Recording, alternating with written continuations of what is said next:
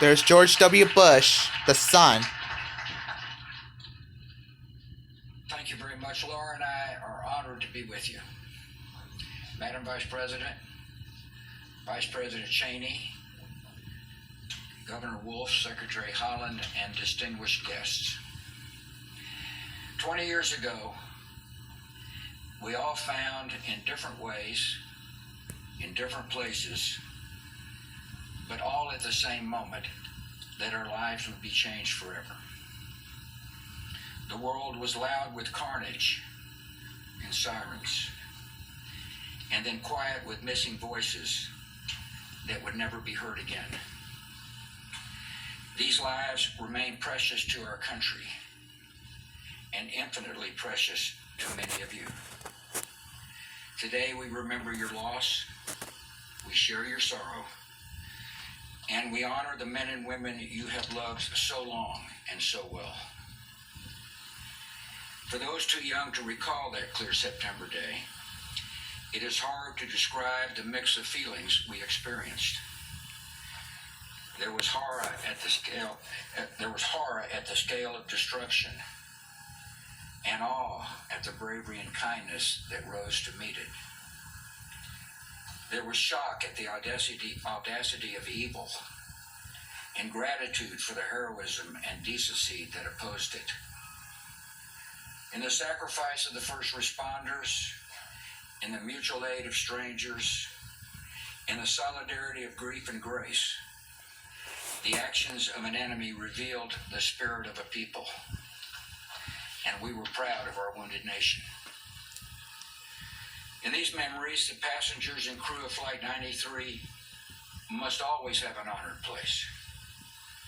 Here, the intended targets became the instruments of rescue, and many who are now alive owe a vast, unconscious debt to the defiance displayed in the skies above this field.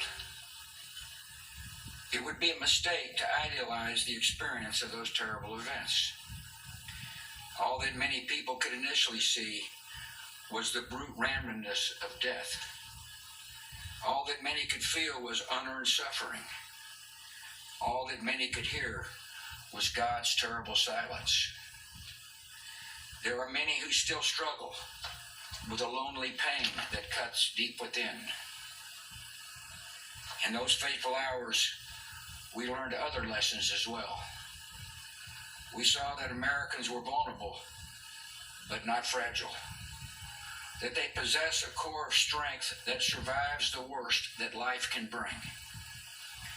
We learned that bravery is more common than we imagined, emerging with sudden splendor in the face of death.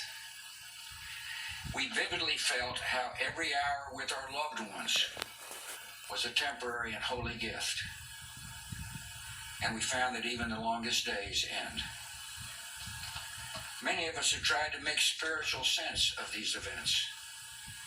There is no simple explanation for the mix of providence and human will that sets the direction of our lives. But comfort can come from a different sort of knowledge. After wandering long and lost in the dark, many have found they were actually walking step by step toward grace. As a nation, our adjustments have been profound. Many Americans struggled to understand why an enemy would hate us with such zeal. The security measures incorporated into our lives are both sources of comfort and reminders of our vulnerability. And we have seen growing evidence that the dangers to our country can come not only across borders, but from violence that gathers within. There is little cultural overlap between violent extremists abroad and violent extremists at home. But in their disdain for pluralism, in their disregard for human life, in their determination to defile national symbols, they are children of the same foul spirit, and it is our continuing duty to confront them. After 9/11, millions of brave Americans stepped forward and volunteered to serve in the armed forces. The military measures taken over the last 20 years to pursue dangers at their source have led to debate. But one thing is certain. We owe an assurance to all who have fought our nation's most recent battles. Let me speak directly to veterans and people in uniform. The cause you pursued at the call of duty is the noblest America has to offer. You have shielded your fellow citizens from danger.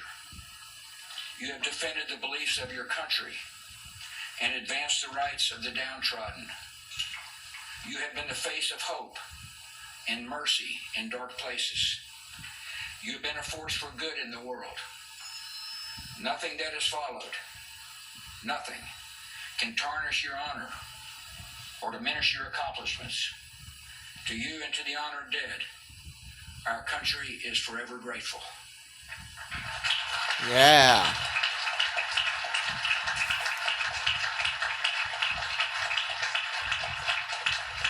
The weeks and months following the 9/11 attacks, I was proud to lead an amazing, resilient, united people.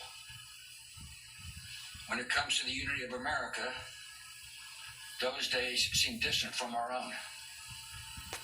Malign force seems at work in our common life that turns every disagreement into an argument, and every argument into a clash of cultures. So much of our politics has become a naked appeal to anger, fear, and resentment. That leaves us worried about our nation and our future together. I come without explanations or solutions. I can only tell you what I've seen.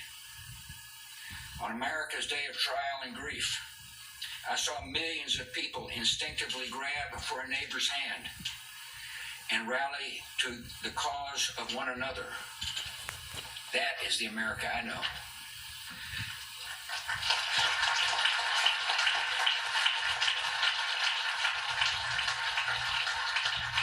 At a time when religious bigotry might have flowed freely, I saw Americans reject prejudice and embrace people of Muslim faith.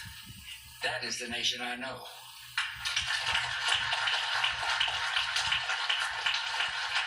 At a time when nativism could have stirred hatred and violence against people perceived as outsiders, I saw Americans reaffirm their welcome to immigrants and refugees.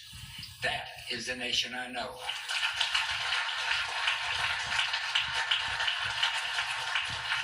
At a time when some viewed the rising generation as individualistic and decadent, I saw young people embrace an ethic of service and rise to selfless action. That is the nation I know. This is not mere nostalgia. It is the truest version of ourselves. It is what we have been and what we can be again. 20 years ago, terrorists chose a random group of Americans on a routine flight to be collateral damage in a spectacular act of terror. The 33 passengers and 7 crew of Flight 93 could have been any group of citizens selected by fate. In a sense, they stood in for us all. The terrorists soon discovered that a random group of Americans is an exceptional group of people facing an impossible circumstance. They comforted their loved ones by phone, braced each other for action, and defeated the designs of evil. These Americans were brave, strong, and united in ways that shocked the terrorists, but should not surprise any of us. This is the nation we know.